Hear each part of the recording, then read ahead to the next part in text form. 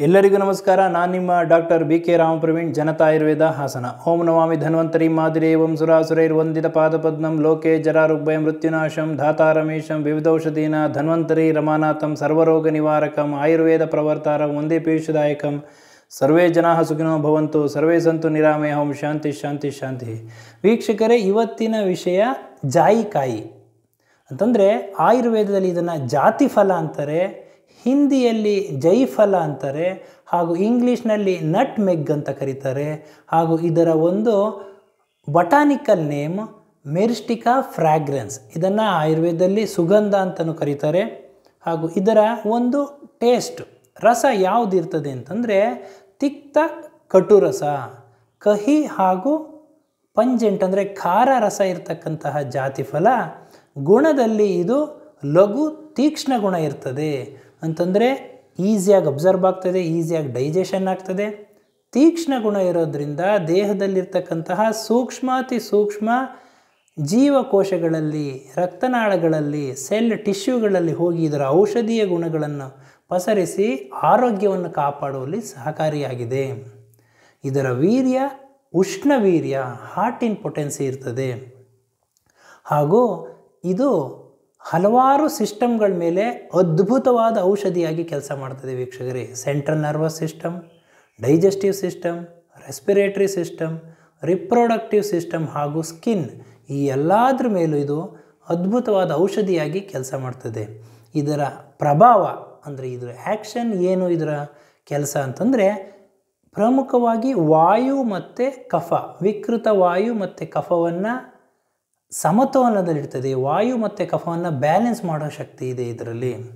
ಹಾಗೂ ರೋಚನ ಅಂತಂದರೆ ಆಹಾರಕ್ಕೆ ರುಚಿಯನ್ನು ಕೊಡ್ತದೆ. ದೀಪನ ಅಂತಂದರೆ ಅಗ್ನಿದೀಪನ. ಕೆಲವೊಬ್ಬರು ಹೊಟ್ಟೆ ಹಸುವು ಆಗದೇ ಇಲ್ಲ, ಎಷ್ಟೊತ್ತಾದರೂ ಡಾಕ್ಟ್ರ್ ಏನು ಬಂತ ಹೇಳ್ತಿರ್ತಾರೆ. ಅಂಥವರಲ್ಲಿ ಇದನ್ನು ಕೊಡೋದ್ರಿಂದ ಹೊಟ್ಟೆ ಹಸುವು ಚೆನ್ನಾಗಾಗ್ತದೆ. ಪಾಚನ, ತಿಂದ ಆಹಾರ ಸುಲಭವಾಗಿ ಜೀರ್ಣ ಆಗಲು ಸಹಕಾರಿಯಾಗಿದೆ. ಹಾಗೂ ಇದು ಆದ್ಮಾನಹರ ಅಂತಂದರೆ ಆದ್ಮಾನ, ಆಟೋಪ ಅಂತ ಏನು ಹೇಳ್ತಾರೆ, ವಿಕೃತ ವಾಯು ಹೊಟ್ಟೆಯಲ್ಲಿ ಸೇರಿಕೊಂಡಿದ್ದಾಗ ಹೊಟ್ಟೆ ಉಬ್ರ ಆಗಿರ್ತದೆ. ಆ ಒಂದು ಹೊಟ್ಟೆ ಉಬ್ರವನ್ನು ನಿವಾರಣೆ ಮಾಡಲು ಸಹಕಾರಿಯಾಗಿದೆ. ಹಾಗೂ ವಿಬಂಧಹರ, ವಿಬಂಧ ಅಂದರೆ ಕಾನ್ಸ್ಟಿಪೇಷನ್, ಮಲಬದ್ಧತೆಯನ್ನು ಆಹಾರ ಜೀರ್ಣ ಆಗದಲ್ಲೇ ಇದ್ದರೆ ಮೋಷನ್ಗೆ ಹೋಗಿರೋದಿಲ್ಲ, ತೊಂದರೆ ಇರ್ತದೆ, ಅದನ್ನು ನಿವಾರಣೆ ಮಾಡಲು ಸಹಕಾರಿಯಾಗಿದೆ. ವಾತಾನುಲೋಮನ ಅಂತಂದರೆ ಸುಲಭವಾಗಿ ಮಲಮೂತ್ರ ವಿಸರ್ಜನೆ ಆಗಲು ಸಹಕಾರಿಯಾಗಿದೆ.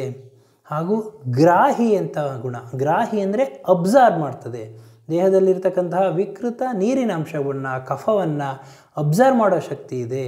ಹಾಗೂ ಇದು ಕಫಜ್ಞ, ದೇಹದಲ್ಲಿರ್ತಕ್ಕಂಥ ಕಫವನ್ನು ಶಮನ ಮಾಡ್ತದೆ, ಕೆಟ್ಟ ಕಫವನ್ನು ಶಮನ ಮಾಡ್ತದೆ. ಕಫ ನಿಸ್ಸಾರಕ, ಕಫವನ್ನು ತೆಗೆದು ಹಾಕ್ತದೆ. ಹಾಗೂ ಇದು ವೇದನಾ ಸ್ಥಾಪನ, ನೋವನ್ನು ನಿವಾರಣೆ ಮಾಡ್ತದೆ. ಶೋತಹರ, ಆ್ಯಂಟಿ ಇನ್ಫ್ಲಮೇಟರಿ ಅಂತಂದರೆ ಯಾವುದೇ ಒಂದು ಊತ ಇರ್ಬೋದು, ಇನ್ಫ್ಲಮೇಷನ್ ಇರ್ಬೋದು, ಅದನ್ನು ಕಡಿಮೆ ಮಾಡ್ತದೆ. ಹಾಗೂ ನಿದ್ರಾಜನನ, ಸುಲಭವಾಗಿ ಇದು ನಿದ್ರೆಯನ್ನು ಕೊಡ್ತದೆ.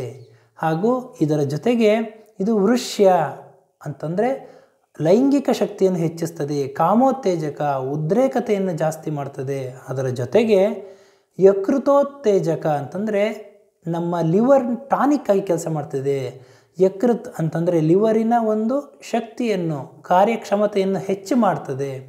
ಹಾಗೂ ಚರ್ಮಕ್ಕೆ ಒಂದು ಸೌಂದರ್ಯವರ್ಧಕವಾಗಿ ಕೆಲಸ ಮಾಡ್ತದೆ.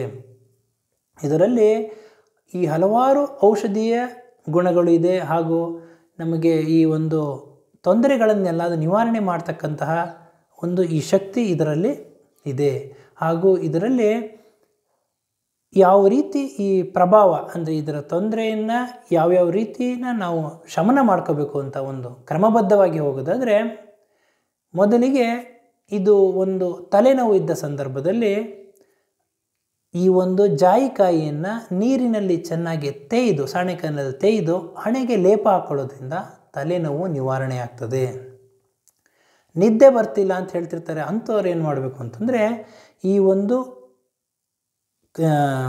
ಚೂರ್ಣವನ್ನು, ಒಂದು ಚಿಟಿಕೆ ಚೂರ್ಣ, ಈ ಚೂರ್ಣವನ್ನು ಪ್ರತಿ ರಾತ್ರಿ ಈ ಜಾತಿಫಲದ ಚೂರ್ಣವನ್ನು 1 ಲೋಟ ಹಾಲಿನಲ್ಲಿ ಹಾಕ್ಕೊಂಡು ರಾತ್ರಿ ಮಲಗೋಕ್ಕಿಂತ ಮುಂಚೆ ಸೇವನೆ ಮಾಡೋದ್ರಿಂದ ನಿದ್ದೆ ಚೆನ್ನಾಗಿ ಬರ್ತದೆ. ಹಾಗೂ ಈ ಒಂದು ಡೈಜೆಷನ್ ಸಮಸ್ಯೆ ಇದ್ದಾಗ, ಯಾವುದೇ ಒಂದು ಅಜೀರ್ಣ, ಹೊಟ್ಟೆ ಉಬ್ಬರ, ಮಲಬದ್ಧತೆ ಇಂಥ ಸಂದರ್ಭದಲ್ಲಿ ಈ ಒಂದು ಚೂರ್ಣವನ್ನು ಊಟದ ಜೊತೆ ಅಂತಂದರೆ ಅನ್ನ ಮೊಸರು ಜೊತೆ ಹಾಕ್ಕೊಂಡು ಸೇವನೆ ಮಾಡೋದ್ರಿಂದ ಈ ತೊಂದರೆಗಳು ನಿವಾರಣೆ ಆಗ್ತದೆ. ಇನ್ನು ಕಫ ಸಂಬಂಧಿ ಕಾಯಿಲೆಗಳು, ಕೆಮ್ಮು, ಕಫ, ಬ್ರಾಂಕೈಟಿಸ್, ವೀಸಿಂಗ್, ಆಸ್ತಮಾ ಇದ್ದ ಸಂದರ್ಭದಲ್ಲಿ ಈ ಜಾತಿ ಫಲದ ಚೂರ್ಣವನ್ನು 250 ಮಿಲಿಗ್ರಾಮ್ ಚೂರ್ಣವನ್ನು 1 ಚಮಚ ಜೇನುತುಪ್ಪ ಜೊತೆ ಮಿಶ್ರಣ ಮಾಡಿ ಪ್ರತಿದಿನ ಸೇವನೆ ಮಾಡೋದ್ರಿಂದ 7 ದಿನ ಸೇವನೆ ಮಾಡಿದ್ರೆ ಸಾಕು, ಈ ಕೆಮ್ಮು, ಕಫ, ಈ ಶ್ವಾಸಕೋಶ ಸಂಬಂಧಿ ಕಾಯಿಲೆಗಳು ನಿವಾರಣೆ ಆಗ್ತದೆ. ಇನ್ನು ಕೆಲವೊಬ್ಬರಿಗೆ ಈ ಒಂದು ಅಶ್ವಗಂಧ ಚೂರ್ಣ 100 ಗ್ರಾಮ್ ಹಾಗೂ 2 ಗ್ರಾಮ್ ಈ ಜಾತಿಫಲ ಚೂರ್ಣ ಎರಡನ್ನೂ ಮಿಶ್ರಣ ಮಾಡಿ ಇದರ ಜೊತೆಗೆ ಅರ್ಧ ಚಮಚ ಹಸುವಿನ ತುಪ್ಪವನ್ನು ಮಿಶ್ರಣ ಮಾಡಿ ಲೂಕ್ವರ್ಮ್ ವಾಟರ್, ಉಗುರು ಬೆಚ್ಚಿ ನೀರಲ್ಲಿ ಹಾಕ್ಕೊಂಡು ಚೆನ್ನಾಗಿ ಕಲ್ಕೊಂಡು ಪ್ರತಿದಿನ ರಾತ್ರಿ ಕುಡಿಯೋದ್ರಿಂದ 21 ದಿನ ಇದನ್ನು ಮಾಡಿದ್ರೆ ಇದು ದೇಹದಲ್ಲಿರ್ತಕ್ಕಂಥ ಸಕ್ಕರೆ ಅಂಶ ನಾರ್ಮಲಿ ಬರುತ್ತೆ. ಇದು ಆ್ಯಂಟಿ ಡಯಾಬಿಟಿಕ್ ಆಗಿ, ಆ್ಯಂಟಿ ಹೈಪರ್ಟೆನ್ಸಿವ್ ಆಗಿ ಹಾಗೂ ಆ್ಯಂಟಿ ಡಿಪ್ರೆಸೆಂಟ್, ಈ ಖಿನ್ನತೆಯನ್ನು ಕಡಿಮೆ ಮಾಡ್ತದೆ, ಟೆನ್ಷನ್ ಕಡಿಮೆ ಮಾಡ್ತದೆ, ಸ್ಟ್ರೆಸ್ಸು, ಒತ್ತಡವನ್ನು ಕಡಿಮೆ ಮಾಡ್ತದೆ, ನಿದ್ರಾಜನ ಚೆನ್ನಾಗಿ ನಿದ್ದೆ ಬರೋವಂಗೆ ಮಾಡ್ತದೆ, ಬಿ ಪಿನ ನಾರ್ಮಲಿ ಇಡ್ತದೆ ಹಾಗೂ ಸಕ್ಕರೆ ಕಾಯಿಲೆಯನ್ನು ಹತೋಟಿಯಲ್ಲಿ ಇಡ್ತಕ್ಕಂಥ ಈ ಶಕ್ತಿ ಇದರಲ್ಲಿ ಇದೆ ವೀಕ್ಷಕರೇ. ಇನ್ನು ನೋವು ಇದ್ದ ಸಂದರ್ಭದಲ್ಲಿ ಯಾವುದೇ ಒಂದು ಜಾಯಿಂಟ್ ಪೇಯ್ನ್ ಇರ್ಬೋದು, ಮೂಳೆ ನೋವು ಇರ್ಬೋದು, ಇದಂಥ ಸಂದರ್ಭದಲ್ಲಿ ಜಾಯಿಕಾಯಿಯನ್ನು ಚೆನ್ನಾಗಿ ತೇಯ್ದು ಆ ಲೇಪವನ್ನು ಮಂಡಿಗೆ ಅಥವಾ ಯಾವುದು ಜಾಯಿಂಟ್ಸ್ ಪೇಯ್ನ್ ಇರ್ತೋ ಅಲ್ಲಿಗೆ ಲೇಪ ಮಾಡೋದ್ರಿಂದ ಇದು ಶೂಲಹರ, ಶೋತಹರ, ವೇದನಾಸ್ಥಾಪಕ ಅಂತ ಹೇಳಿದರೆ ಆ ನೋವು ನಿವಾರಣೆ ಮಾಡಿ ಆ ಊತವನ್ನು ಇಳಿಸಿ ನೋವು ನಿವಾರಕ ಆಗಿ ಇದು ಕೆಲಸ ಮಾಡ್ತದೆ. ಇನ್ನು ಚರ್ಮ ಸಂಬಂಧಿ ಕಾಯಿಲೆಗಳು, ಚರ್ಮ ಅಂತಂದರೆ ಕೆಲವೊಬ್ಬರಿಗೆ ಮೊಡವೆ ಇರ್ತದೆ. ಮೊಡವೆ ಇದ್ದ ಸಂದರ್ಭದಲ್ಲಿ ಜಾಯಿಕಾಯಿನ ರೋಸ್ ವಾಟರ್ ಜೊತೆ ಚೆನ್ನಾಗಿ ತೇಯ್ದು ಮುಖಕ್ಕೆ ಲೇಪ ಹಾಕ್ಕೊಂಡು ತದನಂತರ ಮುಖ ತೊಳೆಯೋದ್ರಿಂದ ಈ ಒಂದು ಮೊಡವೆಯ ಸಮಸ್ಯೆ ನಿವಾರಣೆಯಾಗ್ತದೆ. ಅಥವಾ ಈ ಒಂದು ಚೂರ್ಣವನ್ನು, ಜಾಯಿಕಾಯಿ ಚೂರ್ಣವನ್ನು ಈ ಒಂದು ರೋಸ್ ವಾಟರ್ ಜೊತೆ ಮಿಶ್ರಣ ಮಾಡಿ ಲೇಪ ಮಾಡಿಕೊಂಡ್ರೂ ಆಗುತ್ತೆ ವೀಕ್ಷಕರೇ. ಹಾಗೂ ಕೆಲವರಲ್ಲಿ ಈ ಯಾವುದಾರ ಒಂದು ಸ್ಕಾರ್, ಬ್ಲ್ಯಾಕ್ ಹೆಡ್ಸು, ಪಿಗ್ಮೆಂಟೇಷನ್ನು, ಹೈಪರ್ ಪಿಗ್ಮೆಂಟೇಷನ್ನು, ಬ್ಲೀಮಿಷಸ್ ಅಂತಾರೆ, ಡಾರ್ಕ್ ಸರ್ಕಲ್ಲು ಹಾಗೂ ಸ್ಕಿನ್ ಲೈಟನಿಂಗು, ಈ ಥರ ಎಲ್ಲ ಹಲವಾರು ಸಮಸ್ಯೆಗಳು, ಬಂಗು, ಈ ಒಂದು ಡಾರ್ಕ್ ಸರ್ಕಲ್ ಆಗೋದು, ಕಣ್ಣು ಕೆಳಗಡೆ ಕಪ್ಪಾಗೋದು, ಈ ಒಂದು ಎಲ್ಲ ಸಮಸ್ಯೆಗಳಿದ್ದರೆ, ಮುಖಕ್ಕೆ ಒಂದು ಕಲೆಗಳಿದ್ದರೆ ಈ ಎಲ್ಲ ಸಂದರ್ಭದಲ್ಲಿ ಜಾಯಿಕಾಯಿಯನ್ನು ಹಿಂದಿನ ದಿನ ರಾತ್ರಿ ನೀರಿನಲ್ಲಿ ನೆನೆ ಹಾಕಿ ಮಾರನೇ ದಿನ ಈ ಜಾಯಿಕಾಯಿಯನ್ನು ತೆಗೆದು 1 ಲೋಟ ಹಾಲಲ್ಲಿ 1 ಚಿಟಿಕೆ ಕೇಸರಿಯನ್ನು ಮಿಶ್ರಣ ಮಾಡಿ ಈ ಹಾಲಲ್ಲಿ ಈ ಒಂದು ಜಾಯಿಕಾಯಿನ ಚೆನ್ನಾಗಿ ತೇಯ್ದು ಮುಖಕ್ಕೆ ಲೇಪ ಹಾಕ್ಕೋಬೇಕು. ಲೇಪ ಹಾಕ್ಕೊಂಡ ನಂತರ 5 ನಿಮಿಷ ವೃತ್ತಾಕಾರವಾಗಿ ಮಸಾಜ್ ಮಾಡಬೇಕು. ಮಸಾಜ್ ಮಾಡಿದ ನಂತರ 10 ನಿಮಿಷ ಆದಮೇಲೆ ಉಗುರು ಬೆಚ್ಚಿನ ನೀರಿನಲ್ಲಿ ಮುಖವನ್ನು ತೊಳೆಯೋದ್ರಿಂದ ಡಾರ್ಕ್ ಸರ್ಕಲ್ಲು, ಈ ಒಂದು ಬ್ಲ್ಯಾಕ್ ಹೆಡ್ಸು, ಈ ಒಂದು ಬಂಗು, ಕಲೆಗಳು, ಸ್ಕಾರು, ಇವೆಲ್ಲ ಒಂದು ತೊಂದರೆಗಳು ನಿವಾರಣೆ ಆಗ್ತದೆ. ಇನ್ನು ಲೈಂಗಿಕ ಶಕ್ತಿ ವೃದ್ಧಿಸಲು ಹಾಗೂ ಪುರುಷರಲ್ಲಿ ಈ ವೀರ್ಯಾಣುವಿನ ಸಂಖ್ಯೆ ಹೆಚ್ಚು ಮಾಡಲು ಇದು ಸಹಕಾರಿಯಾಗಿದೆ. ಈ ಒಂದು ಆಫ್ರೋಡೈಸಿಯಾಕ್ ಅಂತ ಹೇಳ್ತಾರೆ. ಹಾಗೂ ಈ ಒಂದು ಶಕ್ತಿಯನ್ನು ಹೆಚ್ಚಿಸಲು ಇದೇನು ಮಾಡಬೇಕು ಅಂದರೆ ಅಶ್ವಗಂಧದ ಚೂರ್ಣದ ಜೊತೆಗೆ ಅಶ್ವಗಂಧ ಚೂರ್ಣದ ಜೊತೆಗೆ 1 ಪಿಂಚ್ ಈ ಒಂದು ಜಾತಿಫಲದ ಚೂರ್ಣವನ್ನು ಮಿಶ್ರಣ ಮಾಡಿ ಹಸುವಿನ ಹಾಲಿನಲ್ಲಿ ಪ್ರತಿದಿನ ರಾತ್ರಿ ಸೇವನೆ ಮಾಡೋದ್ರಿಂದ ಹಾಲು, ಈ ಚೂರ್ಣ ಯಾವುದು ಜಾತಿಫಲದ ಚೂರ್ಣ ಹಾಗೂ ಅಶ್ವಗಂಧ ಚೂರ್ಣ 3 ಮಿಶ್ರಣ ಮಾಡಿ ಪ್ರತಿದಿನ ರಾತ್ರಿ ಸೇವನೆ ಮಾಡೋದರಿಂದ ಈ ಲೈಂಗಿಕ ಶಕ್ತಿ ವೃದ್ಧಿಯಾಗ್ತದೆ, ವೀರ್ಯಾಣುವಿನ ಸಂಖ್ಯೆ ಹೆಚ್ಚಿಸ್ತದೆ.